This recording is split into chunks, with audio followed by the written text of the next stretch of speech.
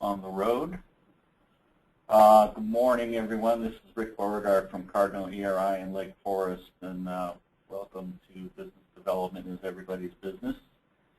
I believe this is episode 3, and welcome to our new delegates from Cardinal TVE. We've got about 40 or 50 or 60 actual people on our list that may join us from time to time. So welcome to you all. I hope you've had a chance to listen to our first 2 episodes. I'm going to assume that you have or will in the near future, so I won't go through my introductions that I covered already. You can hear that on the recordings, and I'll send you the link again at the end after today.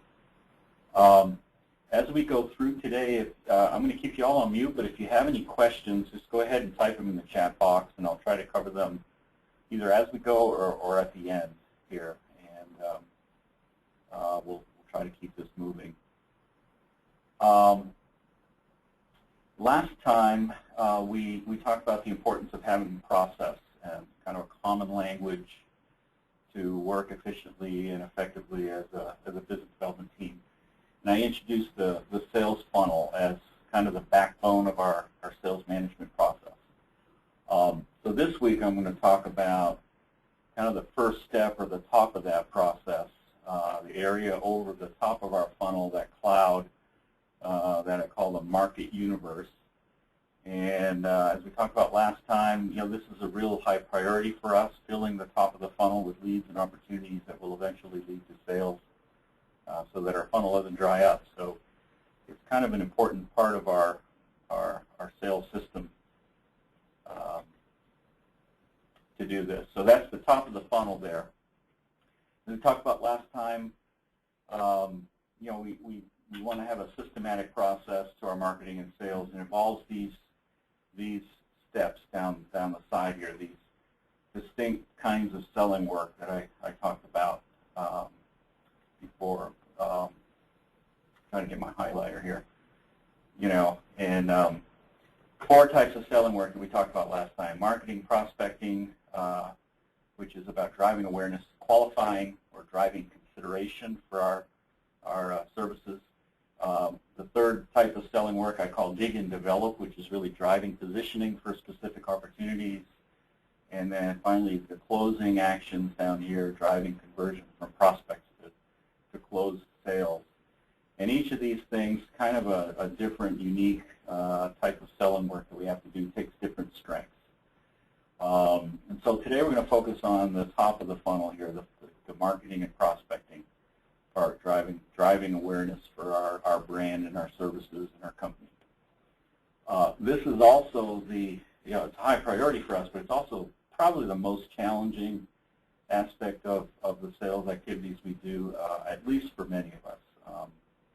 It's a time-consuming, resource-consuming, and thus an expensive step. And since the top of the funnel is kind of the farthest removed from a closed sale or a win, sometimes it's hard for us to consistently invest in this step, since it's often hard to justify the payoff because it's so far off. So, but what we do and how we do it at this step, though, it's really largely will dictate the rest of the steps in the process, and who we select to pursue as clients has a huge bearing on how successful we'll be as a firm. So it's a really important step. It's probably the most ambiguous of each of the steps in the process also. There's many ways to go about it. One thing is clear: without an effective marketing plan and strategy and disciplined execution of that plan, our funnel's going to be starved. Our funnel's going to dry up. If we don't effectively market, prospect, brand, drive awareness, as I call it. And so it takes some dedicated effort all the time to keep this funnel flowing. There's lots of tools we might have in our toolbox to execute this stage. How do I erase my drawing there?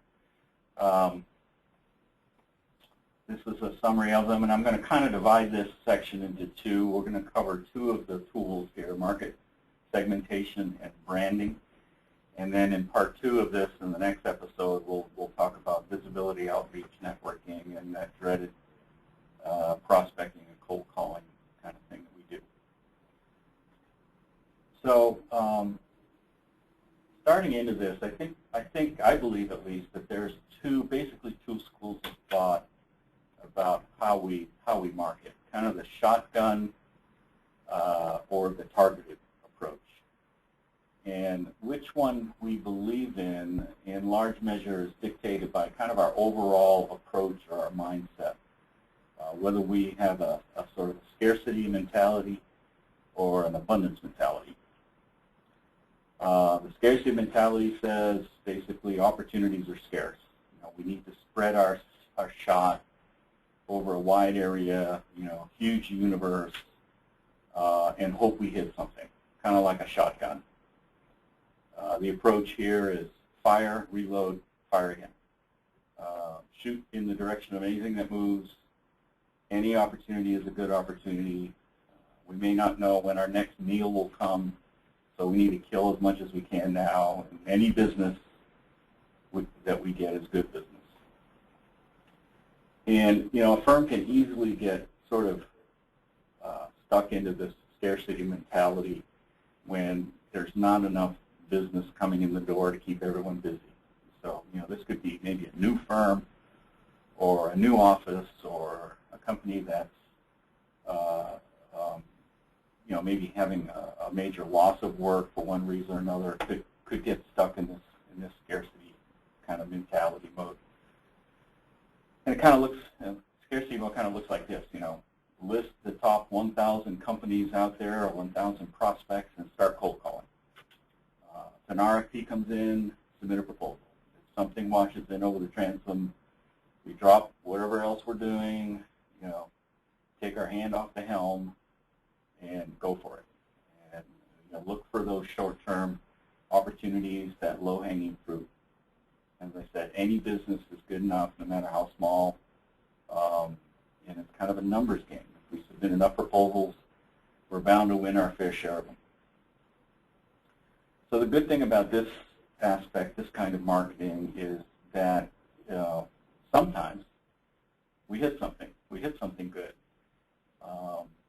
And there's always a lot of activity, so we always feel like we're doing something. We always feel busy and we're chasing a lot of things. But this isn't necessarily an efficient way to market. There's a lot of wasted effort involved, a lot of wasted ammo. It's not a good thing if we have limited ammo, which we do. Worse yet, there can be a lot of collateral damage. Some of the business we get may not be good business. We may hit a lot of squirrels and just give the larger game kind of flesh wounds. Right? We may lose money. We may lose our focus on more profitable or strategic business. We may lose our reputation or dilute our brand. Marketing in a scarcity mode too is not very rewarding. It often doesn't lead to repeat business. And it can be kind of self-perpetuating. Once we get into it, once we get into that scarcity mentality mode, it's really hard to get out of that mode. So the abundance mentality, on the other hand, says opportunities out there are abundant. They're not scarce. The universe will provide. It's a target-rich environment. We're after not just any business, we're after the best business. The approach here looks more like ready, aim, fire, not, fire, reload, fire. Ready, aim, fire. We're more likely to hit what we aim at. It's more like a heat-seeking missile than a shotgun. And we target only what we intend to kill. In the abundance mentality, it takes a lot of planning. We have to have a clear idea of what is the best business for us to pursue. And it takes a lot of discipline. We have to pass up a lot of squirrels and save our ammo for bear, if you will. And there can be a lot of risk in this type of abundance mentality marketing. You know, we really have to believe that it is a target-rich environment out there, and we have to kind of stay the course and focus our efforts. The payoff may not come immediately, but when it comes, I believe the payoff is better. Higher quality clients, more desirable projects, and so forth.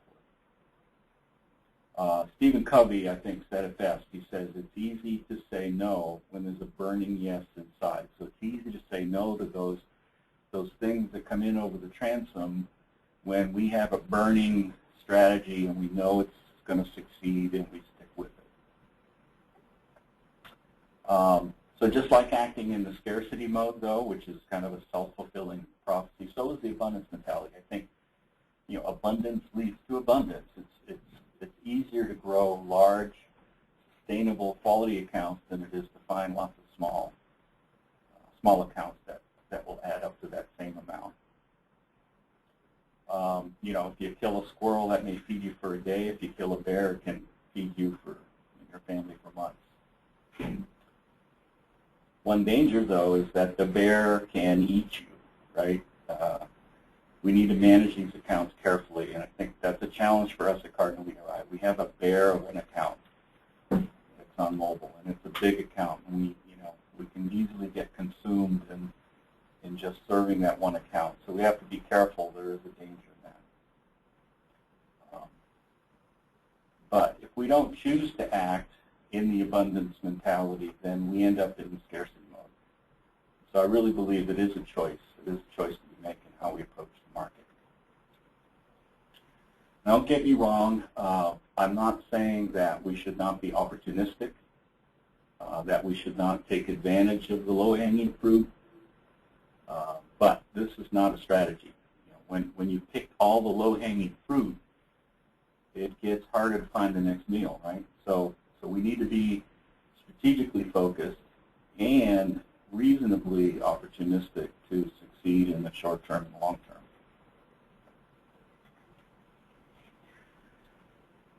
People in the kind of scarcity mentality focus on tactics, right? What we need to do, activity. You know, for example, we need to increase our sales. We need to make more calls. We need to write more proposals. As we transition out of the scarcity mentality, we begin to get a little bit more strategic. We start to focus on how we're going to do things, right? So that looks more like, you know, we'll focus on the oil and gas market for groundwater services, and we'll implement key account plans. So we get into the how of what we're doing.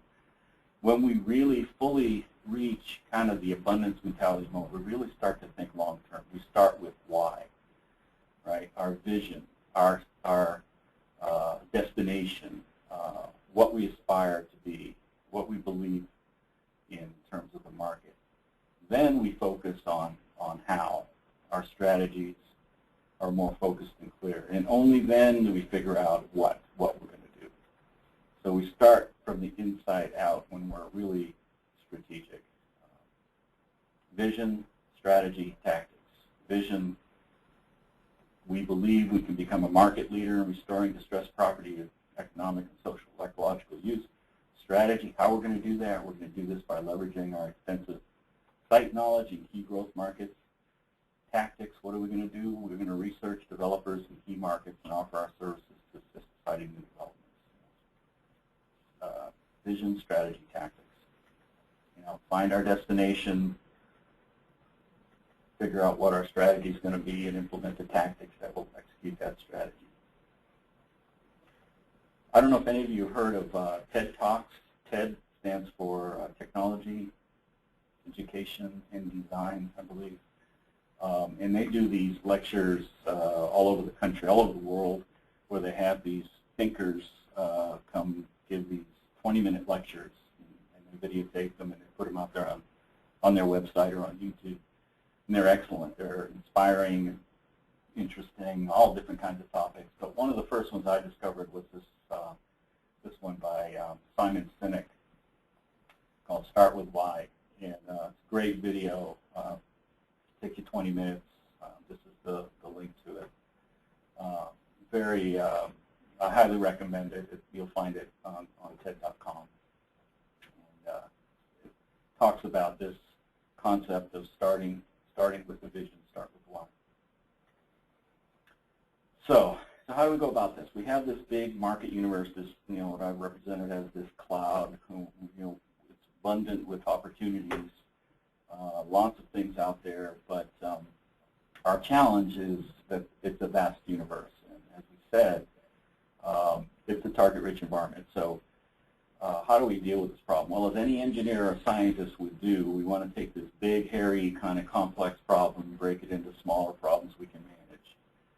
So we need to divide the market universe into segments that are attractive for us from a business standpoint. So our first tool in our toolbox here is market segmentation, right? We want to focus our efforts on market segments that are attractive from a business standpoint and in which we have some competitive advantage. So a couple terms to define here. As I said, common language is going to be part of our process here. So a market segment is an intersection of a market sector with a service or business line. So it's kind of confusing here. The terms are similar, but let's take business and service lines, and this is just an example from Cardinal ERI's business. But so these are our 5 major business lines or service areas: site assessment, multimedia compliance, due diligence, field services, and water treatment solutions. So those are our business lines and services. And so across the top here we have our market sectors, right? The major sectors we might want to pursue: energy, manufacturing, industrial, real estate, and land, commercial, and government. And then so the intersection of a business line or service with a market sector, that's what I'm calling here a market segment. And that's going to be our focus. And so what we want to do is try to figure out what market segments, because there's a lot of segments. There's a lot of places we could focus our energies, and each business, each office within a business may have different strengths and weaknesses, may have a different market situation. So we want to figure out where we want to focus our energies in the marketplace. So one way to do that is by finding our sweet spots. And the way we do that is, so for each one of those segments, we want to ask 2 questions. And the first question is, how attractive is that market? And the second question is, what are our competitive advantage, or do we have a competitive advantage? And we just do this on a scale of 1 to 5. So on a something that is a low market attractiveness and a low competitive advantage, we don't really have any competitive advantage in this particular segment. We would put that in this this quadrant, the stop investment quadrant. These are things we might consider, maybe we don't need to be in those businesses anymore. We're not making any money. The market's not growing. Why are we focusing on it? The other end of the spectrum here might be a very attractive market where we have competitive advantages. And by competitive advantages, you might mean a price advantage, we have a technical advantage, or logistical advantage in a particular market, or maybe relationship advantage in a particular client sector. And so these are areas these are sweet spots. This is where we want to focus our time, focus our investment as much as we can. And we have these other quadrants here. So we have one that's this color is yellow, where it's low attractiveness, but we have a competitive advantage, right? We do it really well. We can make money at it. It's just not a very attractive market. It's not growing. So these are things that we might want to look at as opportunistically and things that we might be able to leverage into more markets in our sweet spot. Not necessarily walk away from them, but things that we want to leverage opportunistically. And then in the lower right, the green color here is high market attractiveness, but we don't have a competitive advantage in those markets. And so these are the ones we might want to think about, how can we improve our competitive advantage either by acquiring it, merger and acquisition, or through cross-selling with other Cardinal affiliates perhaps, or building that capability internally, or partnering maybe with other firms in order to make that more in our sweet spot. So when we do this this ranking and scoring. And we plot this on a diagram. Oh, and by the way, when we have things that are really high market attractiveness and very high competitive advantage, maybe we're the only one in the business, that's when we're the market leader. And, you know, it's nice to be the market leader in growing attractive markets, obviously.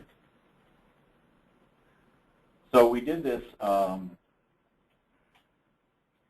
for the Cardinal ERI business, and this was the picture we came up with. And I realize you cannot read this, but I want to just show you what this looks like, sort of a heat map.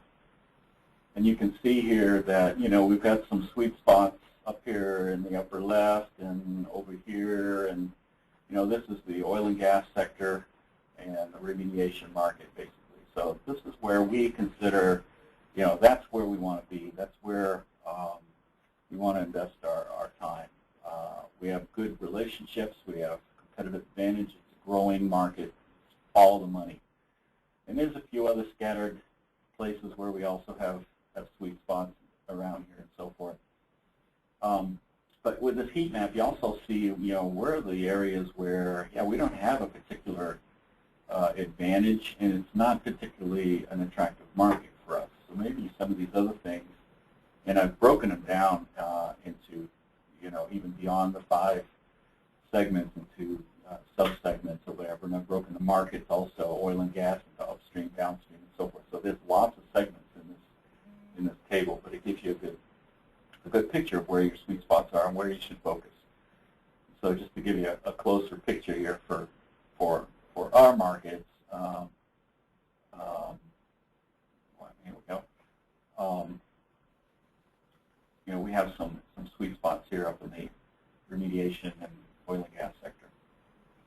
So that's a place where we might want to focus. So our next step might be, as far as marketing and target marketing, is figuring out who are the clients in these sectors, who are our key sustaining clients, who are other clients that we could focus on within those sectors, and begin to get a sense for this huge market and sort of segment it a little bit. Each office may have a different picture. Each of our affiliates is going to have a different picture. You're going to have different services that you offer. You may have different client sectors that you're offering to. And if we had a book of all these things for all the Cardinal affiliates, one-page, you know, heat map for all of the things that we do, that would be a pretty good definition of Cardinal as a whole.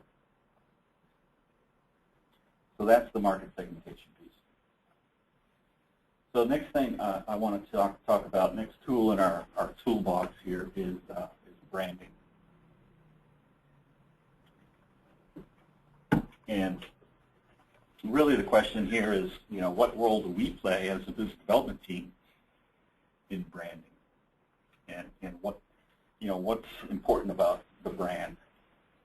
So brand can be described as a name, a term, a design, a symbol, or any other means of communicating that your firm's products and services are distinct from those of other sellers. What sets us apart? Marketers like to talk about brand as an implied promise. And so as a business development team, we want to, you know, ask the question, what is our job with respect to brand and brand recognition and getting, you know, in the marketing portion here, getting our brand out there, brand awareness. So I talked a little bit about this in the first episode of our thing, of how our business is different than selling products, you know, where, you know, with respect to brand, you know, the product itself, in some degrees, you know, reflects the brand. So, for example, you know, when we, you know, from the buyer's perspective, a strong brand, you know, is a guarantee, and the product itself imparts this sort of warranty or guarantee. So I like Cole Haan shoes because of all the various styles they have and the consistent high quality they offer, and because they stand behind their product. So in the unlikely event that the sole of my Nike Air Tucker Venetian loafer here comes unglued when I bring them home, you know, I can return them back to South Coast Plaza, and you know, they'll replace them. so I know that you know, they stand behind their product. So the product itself is a reflection of their brand. But when we're, you know, purchasing some of these things, education services or legal services, or yes, you know, engineering and environmental services, you don't have that product. So you don't have that implied warranty that the product gives you. It's an intangible. You can't touch it, feel it, so forth. So branding services is different. With products, you know, the product itself is the guarantee to some degree. But as Harry Beckwith said, you know, a service is a promise, and we're promising our client that our firm will carry out the scope of work on time, on budget, and with the least amount of risk, and that it will generate the business results that the client is looking for. And it's intangible. And so, you know, branding is a wholly different process because of that. It's a little bit more of a challenge. You know, on top of that, like branding cows, you know, the brand is an attempt to differentiate us somehow from every other brown or black and white engineering firm out there. You know, and so the clients are looking at our brand, trying to figure out how are we different from every other firm. And it's interesting. You know, I went out and did an experiment some time ago, and I updated it recently. But I looked at, you know, various competition websites and brochures and so forth to see how they were presenting themselves in terms of brand and tagline and so forth. And these were some of the things I came up with. Innovative solutions was a common thing. Value, excellence, client focus, quality, on time, on budget, practical, global, shaping the future. That one sounds familiar. Designing a better world, big picture. After you read a few of these, they all sound pretty much the same. And some of these firms are trying to be all things to all people. It's very hard to brand when you're trying to sell the globe, the world, you know, or the future. So our brand, you know, it's hard to differentiate ourselves out there in the market simply from what I'll call the artifacts of our brand here, the tagline, the logo, and so forth. I did find one that I thought was a really good brand. This is from Sargent & Lundy. Some of you have heard of this company. Sargent & Lundy. We're the independent professional services firm thinking power exclusively for more than 100 years. This kind of reminded me of the babies are our business, our only business logo. I think it's a Gerber baby food logo. But I thought this was a good brand statement. So I asked you all, not all of you because you didn't probably get my email from the last assignment, but I asked some of you, simple question, what is our brand? To get you thinking about this a little bit and talking about it. And I got some interesting feedback from some of you. And obviously, some of you put a little bit of effort into thinking about this. And that was my goal, just to get you thinking about what is our brand. And some of you maybe thought it was a trick question, or that you were going to get fined by Bob Kroger if you didn't say Cardno, or didn't use the old brand names or whatever. But yeah, I got some good responses from this. Snehal Bhagat, and I hope I didn't butcher your name, Snee, but you had a good response. It was, he said, looking at the big picture, Cardinal brand consists of conveying value, integrity, leadership, innovation as we provide professional services that, quote, shape the future by improving the physical and social environment. And this seems to be the message in our annual report and other communication from senior management. And he went further. He said, so he got curious and he looked into some of his wife's business school books and came up with a definition. A brand is a bundle of attributes, emotional and rational, intangible and tangible, that create value for all of the company's stakeholders, from employees to consumers. So I like this. A bundle of attributes has emotional content, and it pulls in all of our stakeholders, not just our clients, but our employees, people we're trying to bring to the company,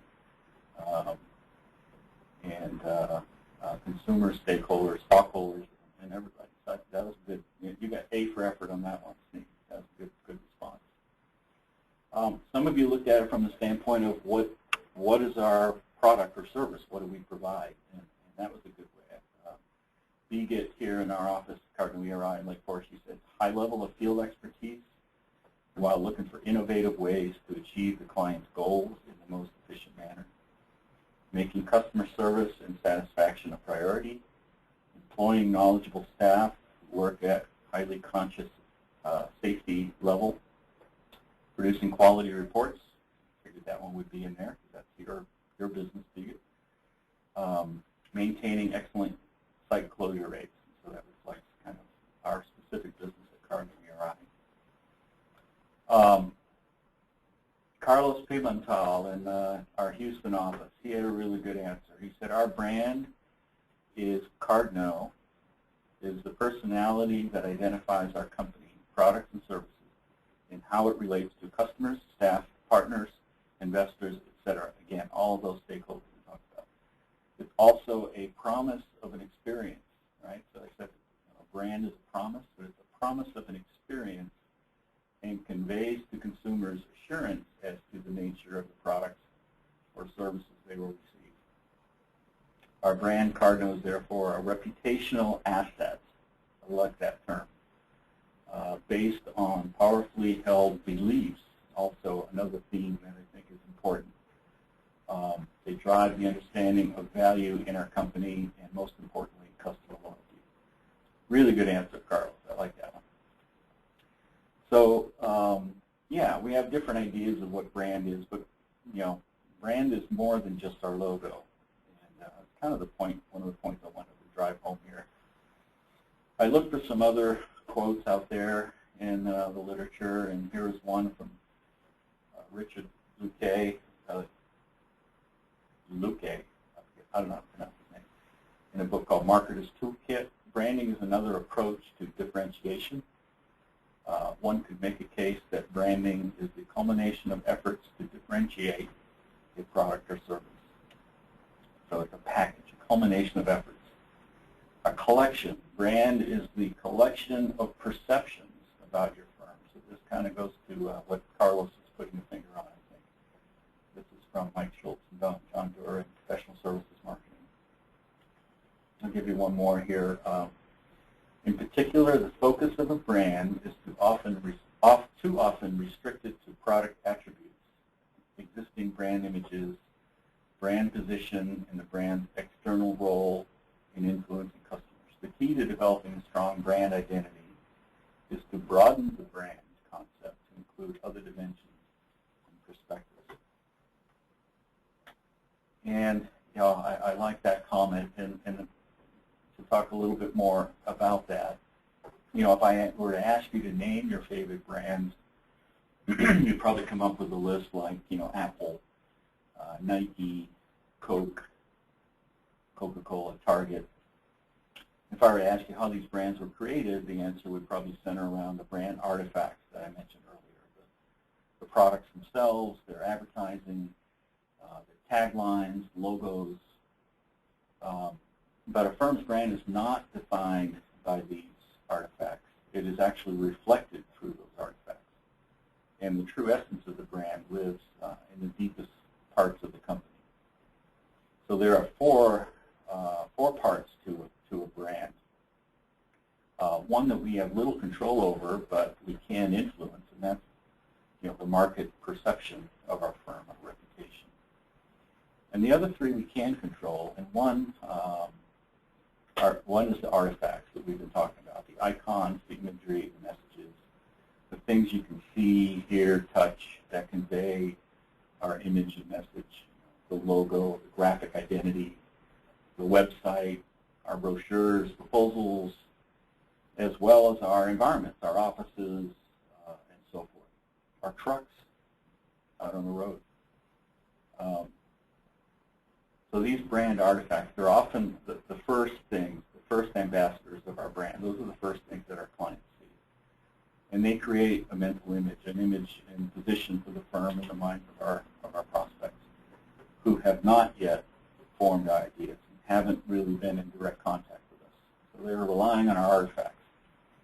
They haven't contacted our people yet. Once a client comes in contact with us, it's more than the artifacts. It's our actions and attitudes, all right? Our behaviors of our leaders and our staff that begin to take over from the artifacts to create this collection of perceptions about our firm. How we do what we do.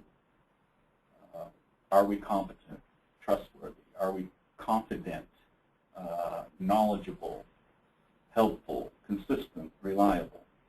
These are the things that we as a business develop or a project management team have the most control over, right? We have control over our actions. So this is why I asked you to think about what is our brand in preparing for this webinar today. I asked you that question. Most of you were thinking, some of you were thinking about the artifacts of our brand or our message or our products and services that we provide. A couple of you, though, had this deeper idea, though, of our actions and behaviors as aspects of our brand. And this is probably one of the most important parts of our brand. And that's where we come in as people that are out there in the marketplace interacting with customers. It's often the first chance that customers interact with us and go beyond the artifacts is through us. And so our actions and attitudes really help to dictate the brand. The last part of the brand, though, is our firm's internal reality, we'll call it. Right? So our culture, our values, our vision, and our mission. And this is actually the most important component of our brand. This is our internal reality. And it's a challenge for us, for Cardinal, because we came together as a bunch of companies where we all had different cultures and maybe different visions slightly, and we're beginning to build a common culture and vision. So it's just getting out there. We're just beginning to believe it ourselves, in fact. So it's a challenge for us, but this is not just the things that we post on our website, and put on, in the framed things on our walls, but the things that we believe as a group, and these beliefs are just being formed. Our internal reality is something we control. It's about the effectiveness of our leadership and management and the overall health of the organization. This is the most important part of our brand because it drives our behavior, right? If you work for a company that has a good and consistent internal reality, culture, values, etc., it drives your behavior. It manifests how our leaders and staff treat prospects, clients, and one another. It's the ultimate proof of our brand messages and artifacts. Right? Our internal reality, it can be created, but it can't be faked. It's the real character of the organization, and that reveals itself, no matter what self-deception or marketing spin we try to put on it. Our true internal reality will come through. So that's the most important part of our brand, and something we are in the process of forming. So when I brought up this subject, you're probably thinking, what does all this talk about branding mean for me? I mean, I thought Melissa and Bill were the brand police, right? The ones who make sure we have the logos in the right place and using the right color scheme and stuff. What do I have to do with it?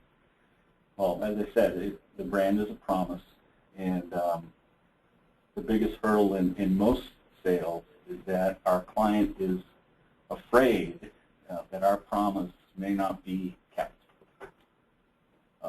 That's why the incumbent firm has such an advantage, is because they fear that, it's better the devil you know than the devil you don't. They fear, they have this fear factor that,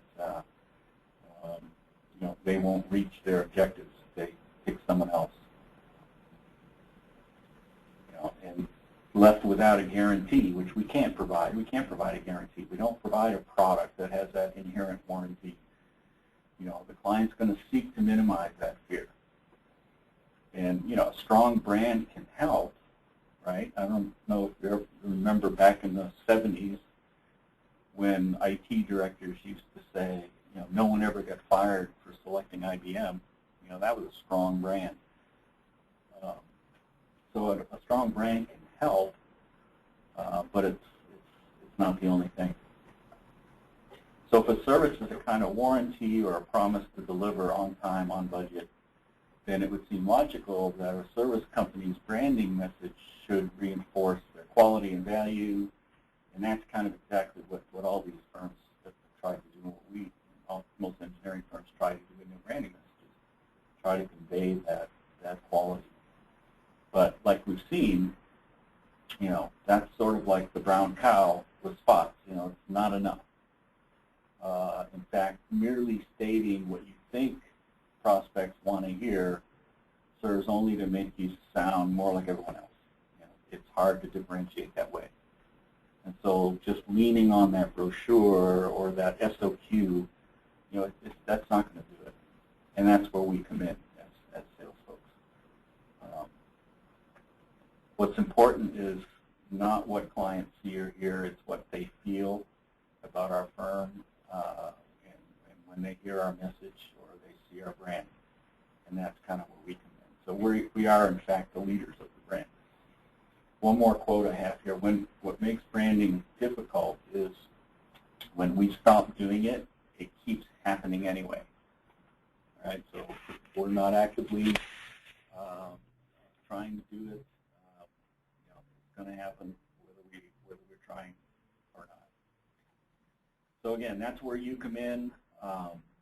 You are the leaders of our brand. It's not about how perfectly positioned our logo is on the PowerPoint slide or how clever our tagline is or even what we put into those lengthy SOQs or brochures that clients always ask for. You know, it's really much more about why, what we believe, as Simon Sinek says in that video I referenced. People don't buy what you do, they buy why you do it. And they observe how we do it.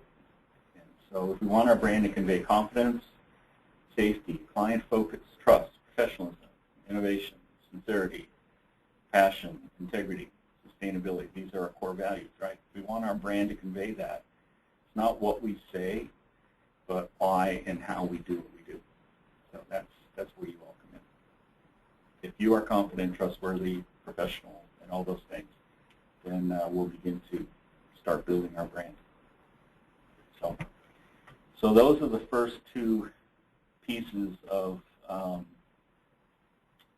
the market universe part of our sales funnel.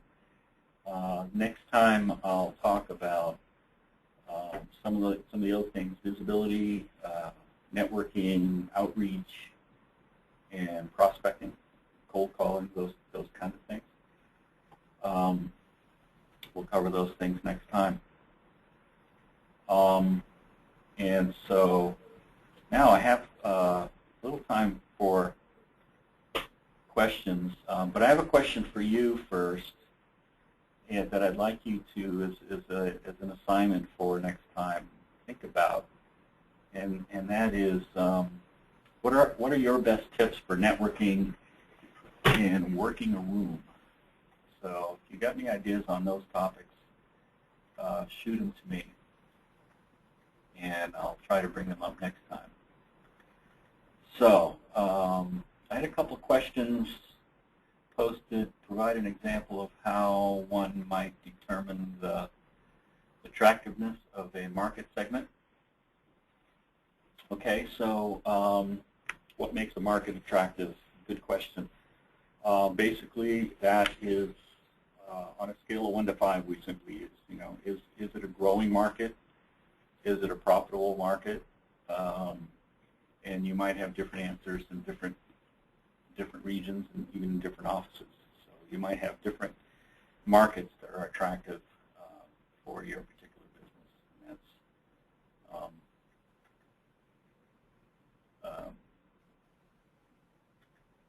would be the answer to that. So is the spreadsheet available? Yeah. For those of you who just joined us, I have a space on the Cardinal ERI intranet space on Cardinal's website. And up there I'm posting the recordings from this call. I'll post the PowerPoint slides in a PDF form. And I also post other reading materials, worksheets and spreadsheets and things like that. So I will put our example spreadsheet up there.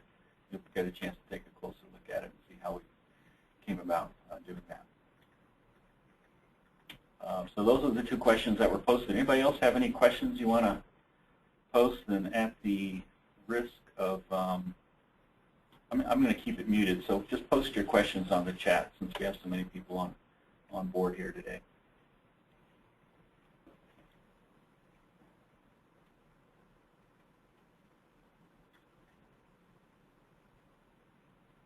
If anybody has any questions?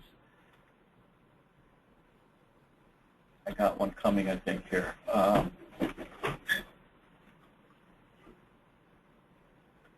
Why not talk about Cardinal and dropping ERI or any other acronyms? I'll do that.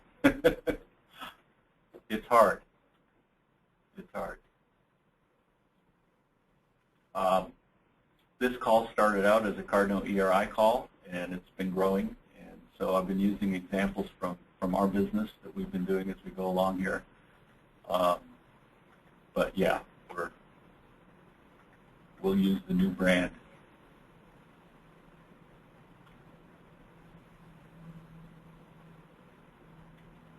For some reason, the box on my thing here is very small, so it's hard to read the questions. Yeah, we'll use our EES division.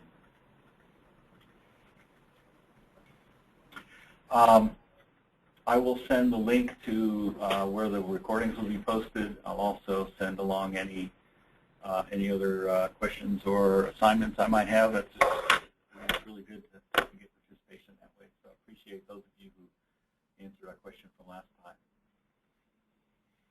And I don't see any other questions popping up. So with that, I know I scheduled it for a little longer, but I decided to break this topic into two, so we're actually done a little early today. And instead of going 15 over, we're going about 10 minutes under. So hopefully that works for you. Thank you all for participating. We'll see you next time.